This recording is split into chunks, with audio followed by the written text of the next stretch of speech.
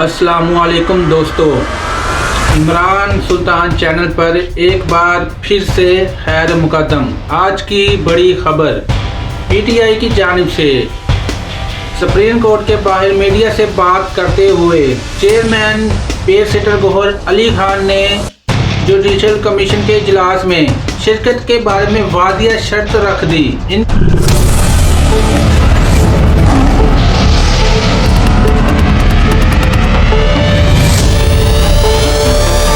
का कहना है कि फैसला सिर्फ और सिर्फ बानी चेयरमैन इमरान खान से मुलाकात के बाद ही होगा।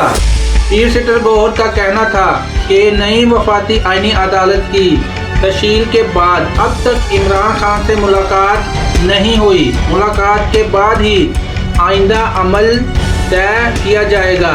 उन्होंने एक और अहम बात ये भी की कि 26वीं आईनी तरमीम पर शदीद तहकीकात की वजह से पीटीआई के पहले भी जुडिशल कमीशन का हिस्सा नहीं बनना चाहती थी और अब 27वीं तरमीम के बाद तो कमीशन की हैसियत मुकम्मल तौर पर तब्दील हो चुकी है।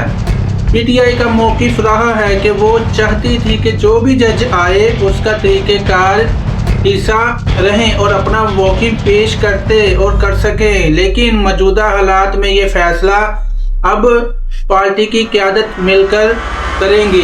तो इमरान खान चाहे जेल में हैं चाहे बाहर आ जाए तो हम उनसे मुलाकात किए बगैर कोई भी फ़ैसला नहीं कर सकते। इससे ज़ाहिर होता है कि पीटीआई के तमाम अहम फ़ैसला साजी में इमरान खान की राय मस्करी हैसियत रखती है, चाहे वो जेल में ही क्यों ना हो। और ये पीटीआई के इस मौक़िफ़ की अक्कासी है कि निज़ाम इंसाफ में होने वाली तब्दीलियों से मुतमिन नहीं। 27वीं तरमीम के बाद जुडिशल कमीशन को लेकर उनकी तहकीकात और बढ़ गए हैं। आइंदा हिकमत अमली ये मुलाकात आने वाले दिनों में पीटीआई की अदालत और सियासी हिकमत अमली का तयन करेगी। तो दोस्तों, सूरत हाल ये है कि जुडिशल कमीशन में पीटीआई की शिरकत अब एक बड़े फैसले पर मुस्तकिल है। पे सिटर गौहर ने वाज़िया कर दिया कि इमरान खान से मशवरे के बगैर कोई कदम नहीं उठाया जाएगा।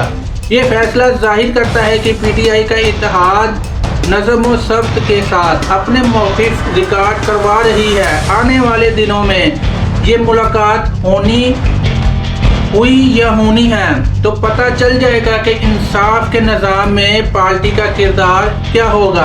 आपके क्या ख्याल है कि क्या ये पीटीआई को जुडिशल कमीशन का हिस्सा बनना चाहिए? कमेंट में ज़रूर बताएं।